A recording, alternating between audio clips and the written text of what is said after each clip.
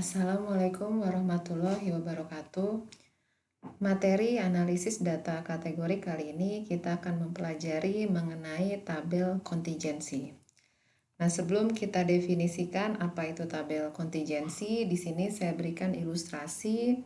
Misalkan kalau kita memiliki dua variabel kategorik ya, seperti yang diberikan di contoh di sini, misalkan ada suatu penelitian di mana penelitian ini mengambil sampel orang Amerika berdasarkan dua variabel kategorik ya, di mana variabel kategorik yang pertama itu adalah jenis kelamin, kemudian variabel kategorik yang kedua ini adalah mengenai pandangan mereka mengenai kehidupan setelah kematian. Jadi kalau jenis kelamin ini jelas kategorinya ada dua, yaitu laki-laki dan perempuan. Sedangkan untuk pandangan mereka mengenai kehidupan setelah kematian, ini dibagi menjadi ke dalam dua kategori ya.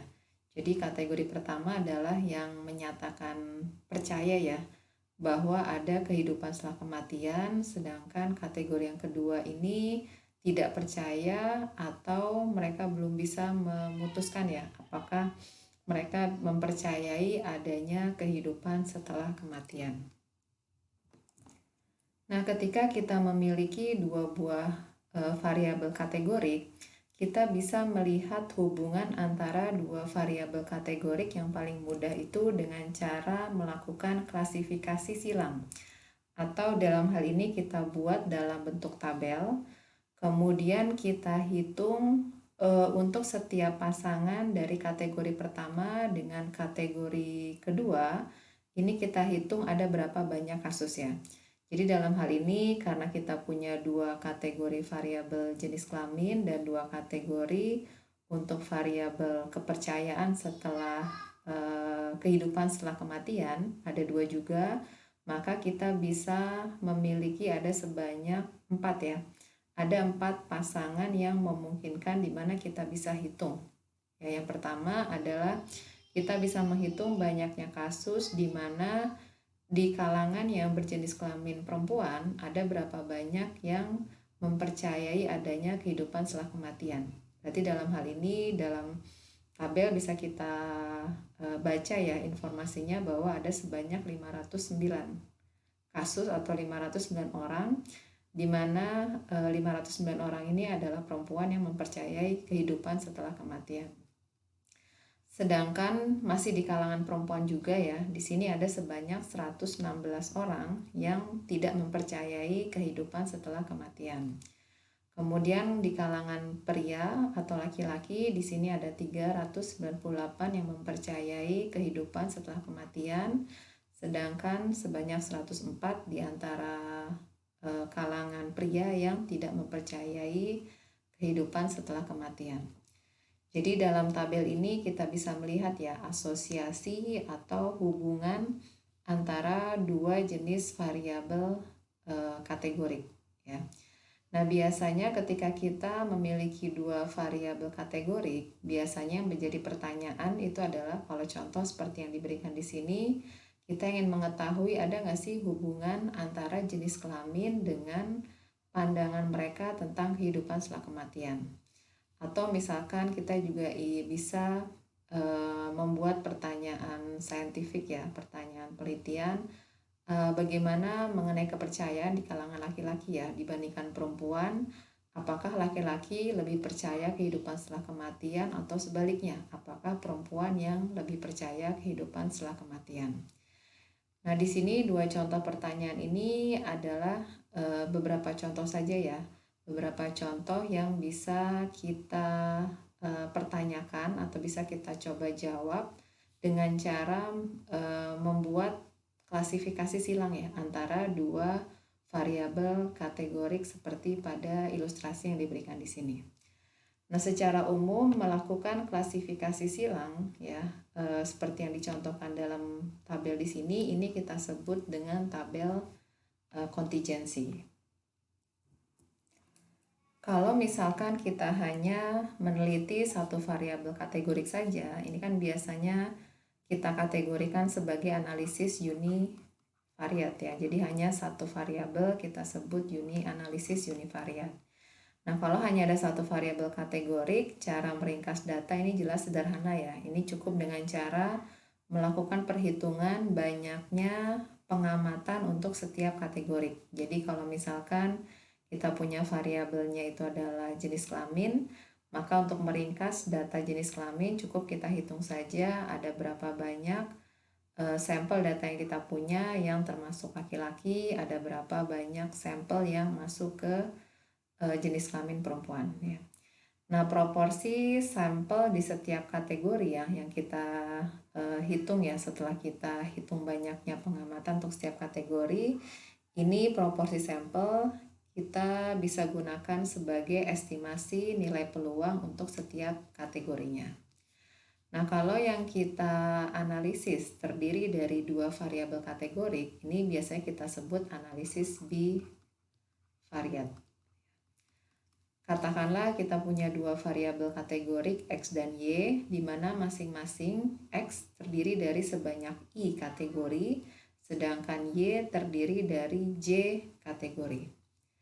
Nah, kalau kita bentuk klasifikasi silang ya, atau kita buat dalam bentuk tabel seperti yang diilustrasikan pada slide sebelumnya, di mana kita mengklasifikasikan silang antara variabel X dan Y, dan menampilkan semua kombinasi ya antara kategori di X dan kategori di Y, dan total kombinasinya itu adalah I dikali J ya. Seperti contoh sebelumnya, untuk variabel X dan variabel Y-nya sama-sama ada dua ya, jenis kelamin ada dua kategori, kepercayaan setelah kematian ya, kehidupan setelah kematian juga ada dua kategori, maka kita punya kombinasinya sebanyak 4 ya.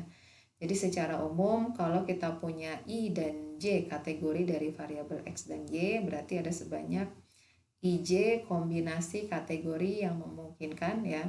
Dan prosedur yang kita lakukan di sini ketika kita mengklasifikasikan silang antara kedua variabel dan menampilkan semua kombinasi kategori yang memungkinkan, ini kita sebut dengan tabel kontingensi dua arah. Atau kita sebut juga two-way contingency table ya. Nah, kenapa disebut dua arah? Karena kita melihat atau mengklasifikasikan silang antara dua variabel, makanya disebut dua arah. Atau kata tabel kontingensi ini juga dikenal dengan sebutan sebagai tabel I dikali J, ya, dimana I-nya menyatakan banyaknya kategori dari variabel X dan J menyatakan banyaknya kategori dari variabel Y. Nah, tabel kontingensi ini bisa digambarkan seperti tabel yang diberikan di sini ya. Nah, tabel yang diberikan di sini inilah yang kita sebut dengan tabel kontingensi dua arah, atau kita sebut juga sebagai tabel I dikali J. Nah, di sini pertama yang harus kita tuliskan adalah di setiap barisnya ya, kita punya variabel X, di mana X ini ada sebanyak I kategori, maka kita bisa tuliskan ada sebanyak I baris ya. Ada barisnya ada sebanyak I, yaitu baris pertama untuk menyatakan kategori dari X yang pertama, kemudian untuk X yang kedua dan seterusnya sampai kategori X yang terakhir yaitu adalah kategori ke I. Kemudian di setiap kolomnya kita tuliskan adalah semua kategori dari variabel Y ya, berarti Y sama dengan 1, Y sama dengan 2 sampai dengan Y sama dengan J. Nah, dari sini kita bisa mendapatkan ada tabel ya, atau ada sel ya, di mana kita mengklasifikasikan silang antara setiap kategori X dengan Y. Berarti dalam hal ini kita punya sebanyak ada I dikali J selnya ada sebanyak I dikali J, di mana setiap sel di dalam tabel kontingensi ini kita punya N11, ini artinya kita punya banyaknya pengamatan yang masuk ke kategori di mana X-nya sama dengan 1 dan Y-nya sama dengan 1 ya. Dan seterusnya kita punya sampai sel yang terakhir yaitu sel ke IJ, di mana di sini NIJ ini menyatakan banyaknya pengamatan di mana variabel X-nya atau variabel kategori dari variabel X-nya sama dengan I, sedangkan kategori dari variabel Y-nya sama dengan J. Ya, jadi isi tabel yang ada di tengah tabel kontingensi ini menyatakan banyaknya pengamatan ya yang masuk ke kombinasi dari kategori IJ. Kemudian di sini juga saya tuliskan ada X margin ya. X margin ini menyatakan tabel marginal ya. Tabel marginal kita bisa susun nilai marginal untuk X dan juga nilai marginal untuk Y. Jadi kalau kita jumlahkan semua total pengamatan di setiap barisnya, jadi misalkan kita memandang untuk kategori X di mana X-nya sama dengan 1, kita jumlahkan N11, N12 sampai dengan N1J, maka totalnya ini kita sebut atau kita tuliskan dengan N1 plus ya. Jadi tanda plusnya di sini menyatakan kita menjumlahkan di semua indeks yang bersesuaian ya. Jadi artinya kita tambahkan N11 tambah N12 sampai dengan tambah NIJ.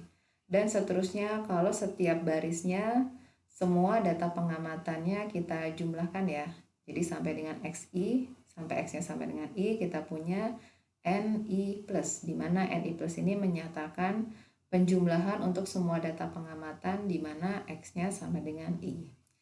Nah, nilai N1 plus, N2 plus, sampai dengan NI plus ini kita sebut sebagai tabel marginal untuk variabel X.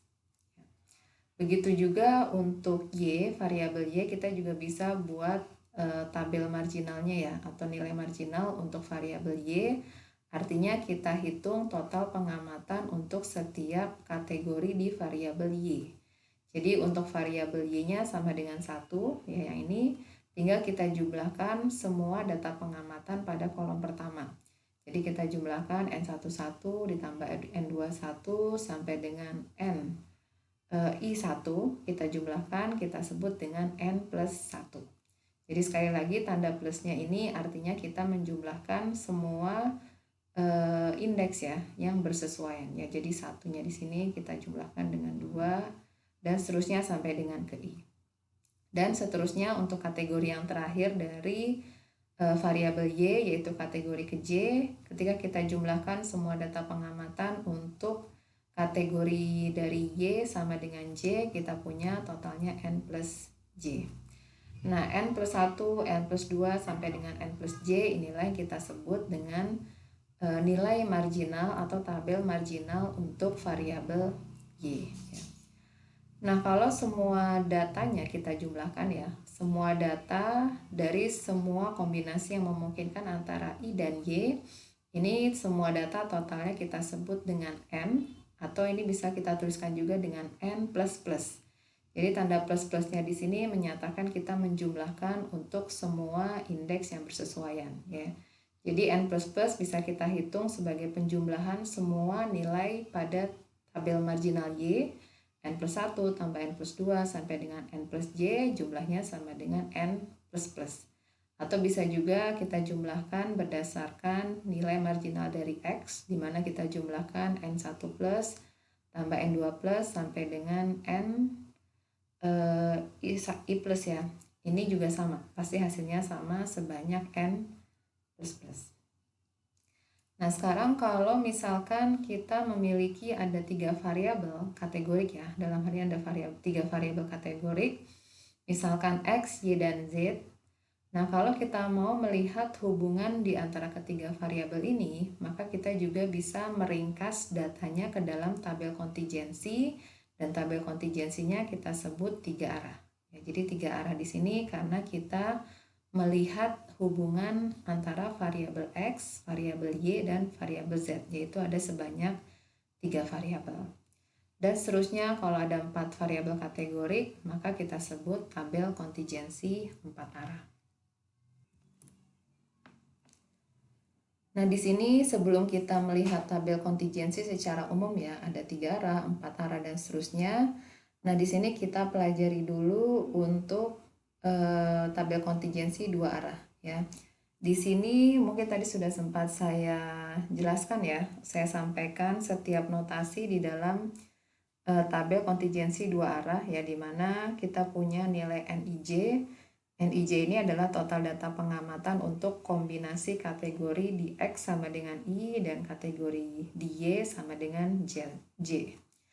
Kemudian simbol plus tadi seperti yang sudah saya sampaikan, ini menyatakan penjumlahan di seluruh indeks yang digantikannya ya. Jadi kalau misalkan kita punya I sama dengan J sama dengan 2 ya, jadi artinya kita punya tabel 2 kali 2 ya.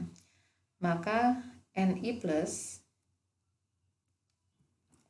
ini adalah penjumlahan di mana plusnya ini di mana kita jumlahkan untuk indeks yang digantikan tadi ya. Jadi ini artinya menjumlahkan antara NI1 ditambah NI2. Kemudian sama juga kalau kita punya N plus J, artinya kita jumlahkan untuk indeks yang digantikan pada posisi plus di sini, pada posisi awal berarti kita menjumlahkan N1J ditambah N2J. Nah, kalau kita punya N plus plus, ya artinya di sini kita bisa lihat bahwa ini adalah penjumlahan yang saya pandang adalah di sini posisi plus yang kedua, artinya kita menjumlahkan N plus 1 ditambah N plus 2 ya. Kemudian kalau plus yang pertama ini kita ganti, artinya N plus 1 ini apa? Penjumlahan antara N11 ditambah N21. Sedangkan kalau kita pandang N plus 2, berarti posisi yang digantikan di sini adalah kita menghitung N12 ditambah N22. Nah, N1 plus sekali lagi di sini adalah menyatakan banyaknya pengamatan di mana X-nya ya, variabel X-nya di mana kategorinya itu sama dengan I ya. Dan N plus 1, N1 plus, N2 plus sampai dengan NI plus ini kita sebut dengan nilai atau jumlah marginal dari variabel X. Begitu juga untuk marginal Y, ini artinya jumlah marginal Y itu kalau kita melihat sebagai N plus 1, N plus 2, sampai dengan N plus J. Jadi ini gambaran bentuk dari tabel kontingensi dua arah ya. Ketika kita memiliki ada sebanyak I kategori dari variabel X dan J kategori dari variabel Y.